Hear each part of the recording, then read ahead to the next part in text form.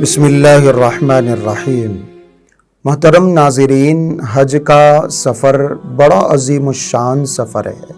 अगर इस सफ़र में हमने आदाब का ख़याल रखा तो हमारा हज मकबूल होगा, और अगर इस सफ़र में हमने अपनी ज़रूरत की चीज़ें साथ में रखी और मुख्तलिफ़ चीज़ों का हमने मुख्तलिफ़ बातों का एहतमाम किया तो हज का सफ़र इंशाअल्लाह आसान भी रहेगा। इसलिए हज के सफ़र से पहले जैसे हम रूहानी तैयारी कर रहे हैं, मेंटली अपने आप को तैयार कर रहे हैं, ऐसे ही ज़ाहिरी तौर पर भी साजो सामान की तैयारी करना ये भी बहुत ज़्यादा ज़रूरी है, ताकि हज के इस सफ़र में, फ़्लाइट में, वहाँ पहुँचने के बाद एयरपोर्ट पर हमें किसी किस्म की कोई मशक्क़त और दुश्वारी पेश ना आए।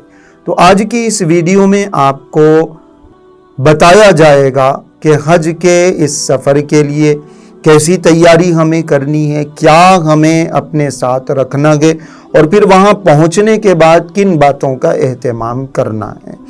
और अगर हम हज का सफ़र कर रहे हैं, हज का हमने इरादा कर लिया है, तो वहाँ चूँकि पहुँचना है तो मुक़द्दस मकामात हैं और बड़ी बाबरकत जगह हैं, तो हम यहाँ जो लिबास जैसा भी पहनते हैं उससे बिल्कुल हट के इस्लामी लिबास, वो लिबास जो ढीला ढाला हो, शरई लिबास हो, उसको अपने साथ इस सफ़र के लिए रखने की कोशिश करें। और एक ख़ास तौर पर नया जोड़ा ज़रूर अपने साथ रख लें, ताकि जब हम मदीनतुल मुनव्वरा पहुँचें तो वहाँ हुज़ूर अकरम सल्लल्लाहु अलैहि वसल्लम के रोज़े अतहर पर हाज़िरी से पहले वो नया जोड़ा हमारे काम आ सके।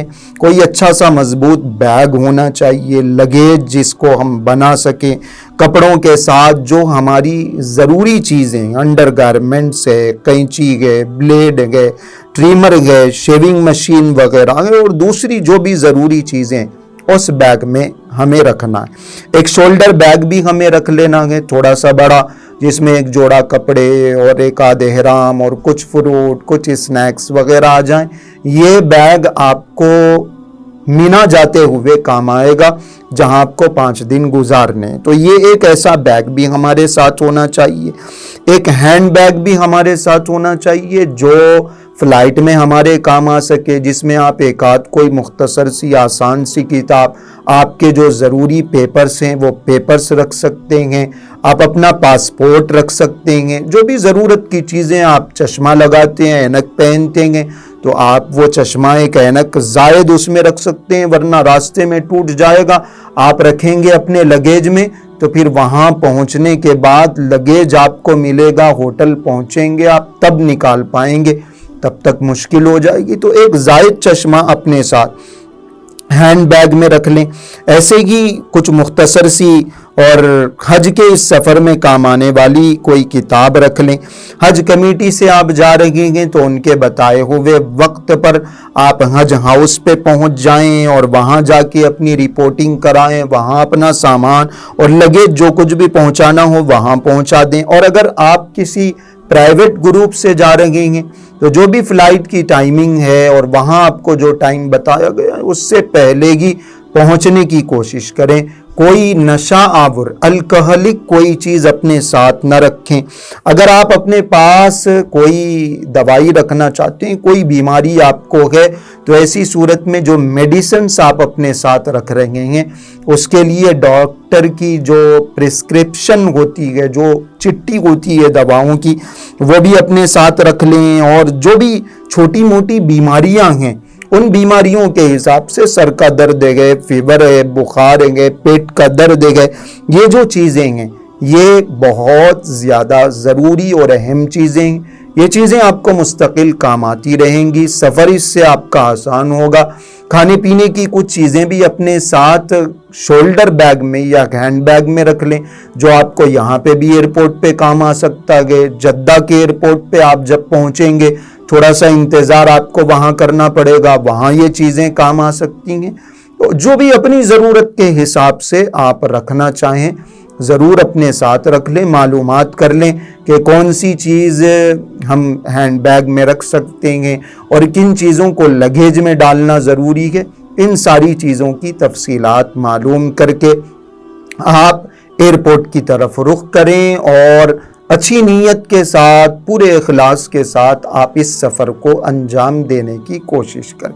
باقی عمرے کا جو سفر ہمارا شروع ہوگا، عمرہ ہم کیسے کریں گے، یہ انشاءاللہ ایک الگ ویڈیو میں ڈیٹیل میں تفصیل سے آپ کو بتایا جائے گا۔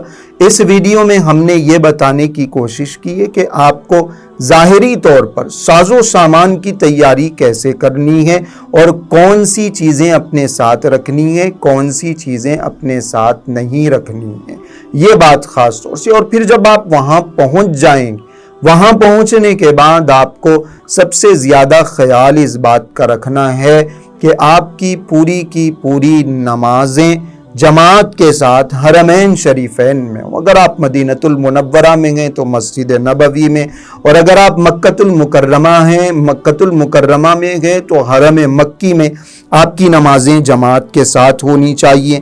آپ جس بلڈنگ میں ٹھہرے ہوئے ہیں، جس ہوٹل میں ٹھہرے ہوئے ہیں، اس کا وزٹنگ کارڈ اپنے ساتھ رکھیں، اس کا ایڈریس اپنے ساتھ رکھیں۔ دوستی میں، ملنے ملانے میں، ملاقات میں، تفریح میں، پکنک میں، شاپنگ میں اپنا وقت ضائع کرنے کے بجائے زیادہ سے زیادہ وقت عبادتوں میں اور حرم شریف کے اس بابرکت ماحول میں گزارنے کی کوشش کریں۔ زمزم زیادہ سے زیادہ پیتے رہیں۔ مسجد نبوی میں اگر آپ ٹھہرے ہوئے ہیں، مدینۃ المنورہ میں ٹھہرے ہوئے ہیں، تو روزانہ ایک آدھ مرتبہ حضور اکرم صلی اللہ علیہ وسلم کے روضے پر حاضری دیتے رہیں۔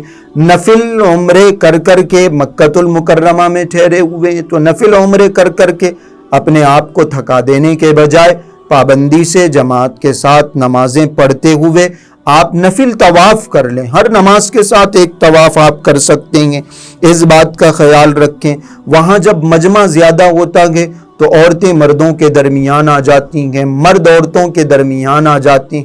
یاد رکھنا چاہیے اگر عورت کسی صف میں ٹھہری ہوئی تو اس کے آس پاس کے لوگوں کی اور آزو بازو کے لوگوں کی نماز نہیں ہوتی، سامنے اور پیچھے والوں کی نماز نہیں ہوتی۔ اس لیے مرد اپنے آپ کو آگے رکھیں، عورتیں اس مخصوص حصے میں چلے جائیں جہاں ان کے لیے نماز کا انتظام کیا گیا۔ طواف کرتی رہتی ہیں عورتیں، نماز کا وقت ہوا تو وہیں رکعت باندھ لیتی ہیں، وہیں نماز میں شامل ہو جاتی ہیں۔ یہ غلط رویہ ہے۔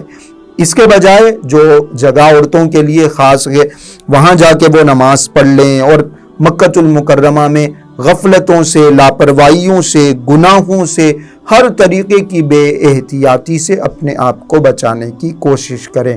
اور حج سے پہلے چونکہ ہمیں قربانی بھی کرنی ہے حج کے دنوں میں، تو ایسی صورت میں آپ جس پر اعتماد رکھتے ہوں یا جس گروپ سے آپ گئے ہوئے ہوں وہاں گروپ لیڈر سے معلوم کریں، آپ اپنے ٹریولز والوں سے معلوم کریں کہ ہمیں کہاں قربانی دینی ہے۔ اعتماد جہاں ہو وہاں آپ اپنی قربانی کا انتظام کریں۔ ادھر ادھر کے لوگوں پر اور جن پر اعتماد نہیں، نئے نئے لوگوں پر بھروسہ کرنے کے بجائے آپ جو اعتماد کے قابل لوگ ہوں، جو جاننے بوجھنے والے ہوں یا کوئی رشتہ دار وہاں رہتے ہوں، تو ان کے پاس آپ اپنی قربانی کروانے کی کوشش کریں۔ یہ کچھ باتیں خاص طور سے آپ کو بتائی گئی ہیں، اور ایک بڑی اہم بات یہ ہے کہ وہاں پہنچتے ہیں تو چاہے مکۃ المکرمہ میں رہیں، چاہے مدینۃ المنورہ میں رہیں، ہر نماز میں تقریباً نماز جنازہ ضرور ہوتی ہے، کسی کا جنازہ ضرور آتا ہے۔ تو دو باتوں کا آپ کو خاص طور سے خیال رکھنا ہے، وہاں فرض نمازوں کے بعد دعا نہیں ہوتی، آپ کو سنتوں کے بعد یا نفل کے بعد یا آپ اپنے طور پر انفرادی دعا کر لینی چاہیے، چونکہ یہ دعاؤں کی قبولیت کا وقت ہے۔ تو نماز کے بعد تھوڑا سا انتظار کر لیں، جنازہ ہے اگر تو جنازے میں شریک ہو کر نماز پڑھ کے دعا کر لیں یا سنتوں کے بعد کر لیں، لیکن دعاؤں کا اہتمام ضرور۔ اور دوسری بات جو ہے، آپ یہیں سے نماز جنازہ میں پڑھی جانے والی دعائیں یاد کر کے جائیں، چونکہ ہر نماز میں ایک نماز جنازہ ہوگی، ایک جنازے میں آپ کو شرکت کرنی ہوگی، نماز پڑھنی ہوگی۔ اب آپ کو دعائیں یاد نہیں ہیں تو پھر وہ نامکمل نمازیں رہیں گی۔ اس لیے ہمیں وہاں جانے سے پہلے ان دعاؤں کو بھی یاد کر لینا ہے کہ اگر مرد ہیں تو ان کے لیے کیا پڑھنا ہے، بچے ہیں تو کیا پڑھنا ہے، دعا کیا ہے، ان ساری چیزوں کا ہم اہتمام کر کے جائیں گے۔ انشاءاللہ ہمارا یہ سفر بہت پیارا، بہت خوبصورت اور بہت بابرکت گزرے گا۔ جانے سے پہلے کی تیاریاں بھی اپنے ساتھ، روحانی تیاری، جسمانی تیاری، فزیکل اور مینٹلی اپنے آپ کو تیار کرنا، اور وہاں جانے کے بعد بھی حج سے پہلے، عمرے کے بعد، حج کے بعد جن باتوں کا خیال رکھنا ہے وہ باتیں آپ کو آج کی اس ویڈیو میں بتائی گئی ہیں۔ اللہ پاک ہم سب کو عمل کرنے کی توفیق عطا فرمائے۔